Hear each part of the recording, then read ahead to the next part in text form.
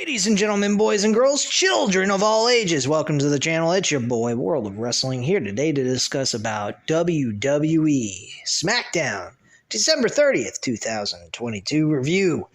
This is a very, very enjoyable show. A lot of good stuff taking place. I'd have to give it almost a 5 out of 5 stars, to be quite frank with you. This was one of the better episodes I've ever seen from WWE, and I think they closed out the year with a fucking big bang. Outside of one thing, which I'll get into and probably be on a short tangent about it, because I think it's fucking absolutely insane. You know what? I'm going to get it out of the way and just talk about it right now. Fuck Charlotte Flair. Why the hell is Triple H booking her to win a SmackDown Women's Championship against Ronda Rousey? I mean, sure, Ronda Rousey's boring as fuck, but at least it ain't Charlotte Flair, for God's sakes. What the hell is this shit? I am so fucking pissed off right now. That's the one thing about this episode that absolutely sucked. We had Raquel Rodriguez go up against Ronda Rousey in a really good matchup, and it turned out to be absolute fucking shit. The match was great, but then we end it with Charlotte Flair going ahead and winning the SmackDown Women's Championship immediately after Ronda Rousey retained the damn title. What the fuck? That is insane. I am deeply disturbed by that. Really heavily. Now we go from Ronda Rousey to I am Charlotte Flair. Please recharge my batteries. I'm getting too fucked up. What the hell? Oh my gosh. Someone please spare me the bullshit. We also had the show kickstarted with Bray Wyatt and LA Knight. Very good little segment. Bray Wyatt pretty much discussed how he doesn't feel he's a very good person and so forth. LA Knight shows up and he pretty much says, you know what, pal, you can tell me all you want. That was a guy disguised as you wearing that suit and he attacked me and all this bullshit. You can say whatever you want. That's you, and that's just someone disguised as you. So Uncle Howdy is what he's referring to. So you can bullshit whoever you want, he says. So at the end of the day, he goes ahead and they continue to talk, but all of a sudden Uncle Howdy shows up. And he gets in the ring and attacks Bray Wyatt with a Sister Abigail maneuver. I'm like, what the fuck did I just see? And I was thinking possibly Matt 87 Eagle, my good buddy, went ahead and stated that he believes that LA Knight might be the guy. LA Knight might have hired someone to impose as Uncle Howdy to attack what's his face, Bray Wyatt. Now, I'm not sure if that's the case or not. That would be kind of weird. But then again, that can happen. We've seen that happen on countless different occasions. So, a little weird, odd ending to that segment. And I didn't think it was that bad. It leaves questions and a cliffhanger for that one segment alone to find out next week what the hell that was all about. So we actually go backstage and see that Sami Zayn was going ahead and talking to Paul Heyman. He thought Sami Zayn thought maybe Roman Reigns wanted to talk to him before their big match in the main event tonight. And him and Paul Heyman were just discussing backstage, asking him how his Hanukkah was. I was like, what? Sami Zayn's Jewish? What the fuck? All right. We got a Jew in the house. And he said he had a fantastic Hanukkah and so forth. And then Paul Heyman addressed Roman Reigns' feelings about Sami Zayn. He was very proud of him last week about how he stood up for the bloodline and how much he was addressing that he was going to do everything he could to make sure that the Bloodline end up winning the match. So they were having a nice little discussion backstage with each other. That was pretty cool. Then we move forward. We get not Ridge Holland, but Sheamus against Solo Sikoa. This was actually a really good matchup. Unfortunately, Sheamus lost the match to Solo Sikoa, and we then had Drew McIntyre show up to make the save because Sheamus was being attacked by the Bloodline. And Drew McIntyre came in, made the save, did a Claymore kick, and the crowd went wild for this segment here. This show was really good. This crowd was amazing. Tampa, Florida. I live here in Tampa, folks, and man, I am so fucking proud of them and what they did in this event. They really stood out and really made Tampa look really good as wrestling fans, because that was a fucking electric crowd that we should be hearing every single week on Raw and SmackDown, and we hardly ever get any of that. So kudos to the fans there that showed up. That was a fucking blast, and I think Tampa, Florida is the best place to go ahead and have wrestling shows, because every time I've gone, the 2 times I went, we made the most fucking noise in the arenas, and I'll tell you why, because we rarely ever get WWE, and we sure as hell have not gotten AEW here in Tampa. So I'll be honest, I think we fucking rule and fuck the rest of the country, because they're freaking boring as shit and they don't make a show very fun to watch whatsoever.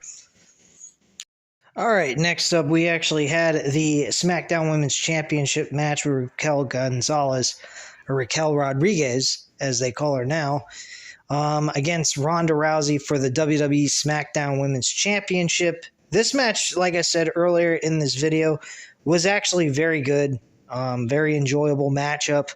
Probably the best match Ronda Rousey has had since she's come back to the WWE and as champion. And then, unfortunately, like I mentioned before, Charlotte Flair wins the WWE Championship in an impromptu matchup that lasted only maybe a minute and 30 seconds. That's it. Match absolutely fucking sucked. Charlotte Flair should have never won the title. Charlotte Flair should have never even been wrestling. We should have gotten a promo between these two, and that's it. Nothing else, nothing more. I thought this was terrible booking. I thought this was the worst part of the show, because we had a great matchup between these two women. And unfortunately, it ended in a tragic way with Charlotte Flair winning back the SmackDown Women's Championship and becoming a 14-time women's champion. This is disgusting. I don't know why the fuck this woman even needs a title reign. She had 13 reigns before this one. This is insane, and I'm telling you what, folks, this is not going to do anything for the women's SmackDown title. It's going to be absolute trash and not worth anyone's fucking time. God help us what the hell they're doing with that SmackDown women's title, because that title is getting turned into absolute dog shit.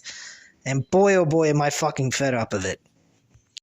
Okay, next up, we actually had a backstage segment with the Bloodline, with Sami Zayn in the locker room, Roman Reigns in the Bloodline.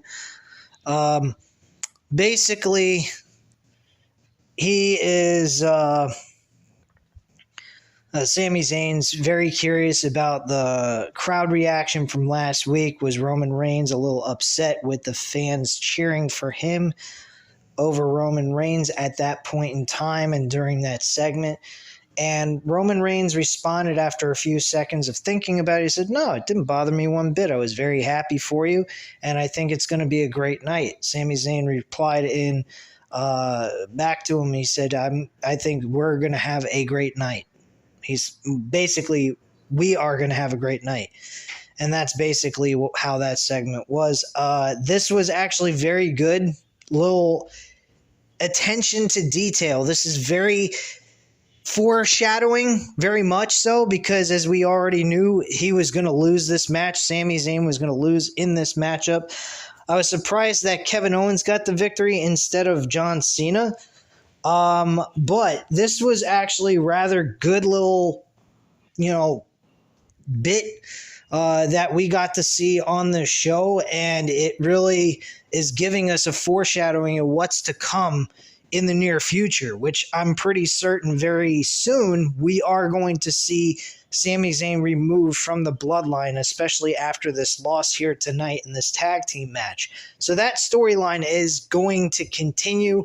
We are going to see a downward spiral between the bloodline and Sami Zayn, and then Sami Zayn is going to be exterminated out of the bloodline's faction, and that's it. We then had Top Dollar with Hit Row and a few other people along with Ricochet. This was a nice segment too. This actually gave a purpose of why Top Dollar and fucking Ricochet would wrestle each other next week for a Royal Rumble qualification match, which I think is excellent. They took advantage of this little segment that brought about some mini little feud for them to wrestle each other, so it gave it a purpose for why it was being utilized on next week's SmackDown, which I thought was excellent. Basically, they were all talking about the suicide dive that Top Dollar was trying to perform a couple of weeks back, and they took shots, and then Ricochet pretty much told them, yeah, now you know it's not exactly that easy to go ahead and do. Pissed off Top Dollar, he shoved Ricochet. There was a little bit of a slight fight going on backstage, and this led to them being announced that next week they would wrestle each other for a qualification match. So this was very nice. I think this was actually really a good little segment here as well, utilizing some lower-end talent, giving them some airtime in a proper way. And I thought this was pretty damn good. Next up, we had Gunther and Imperium show up on the show, pretty much going over what happened in 2022 for Gunther's title reign as Intercontinental Champion, showing a lot of different guys that he has defeated in this past year. And then Braun Strowman showed up. Braun Strowman said, well, I didn't see myself in any of that footage, so apparently I haven't been beaten yet by you, so why don't you put your championship on the line and we'll go at it one-on-one. He said there's no chance in hell that's going to happen. There's no need for him to even have to worry about him whatsoever. And Braun Strowman said, I'm not asking, I'm demanding. And he grabbed him from the shoulder, turned him around, and they started having a war. And Ricochet showed up to make the save because him and Ricochet do have somewhat of a friendship here going on SmackDown. They also challenged for the SmackDown and Raw tag team titles a couple of weeks back or about a month ago. So it does make a lot of sense that Ricochet was showing up in this segment, and he also has beef with Imperium anyway. So at the end of the day, it all makes sense in the end. 2 weeks from now, we will see Gunther face Braun Strowman for the Intercontinental Championship, so that should be pretty damn fun. The main event was a tag team match with Kevin Owens and John Cena against Roman Reigns and Sami Zayn. This was really a fun, entertaining matchup. The crowd was fucking explosive for this one. And fans were really going all crazy for John Cena. John Cena is a very big favorite here in Tampa, Florida. He's shown up a lot of Tampa Bay Rays games and so forth. I don't know why he's so interested in Tampa, Florida, but he's from Boston, Massachusetts, so I don't know why the fuck he's here. And why wouldn't he be at, the Boston Bruins or the Boston Celtics or the Boston Red Sox games or some shit like that? I never understood any of that. I've gone to a Rays game when the Yankees were playing the Rays, and fucking John Cena was actually there in the crowd somewhere. And they had the camera panned on him during the commercial break. I'm like, holy shit, John Cena's in the same place I'm in? This is fucking insane. I thought that was fucking cool as shit. But yeah, I mean, it was pretty awesome to see this crowd so behind John Cena. Usually John Cena is always booed by people, But this was really cool. Very enjoyable shit. And at the end of the day, Kevin Owens hit the stunner on Sami Zayn and got the 1-2-3.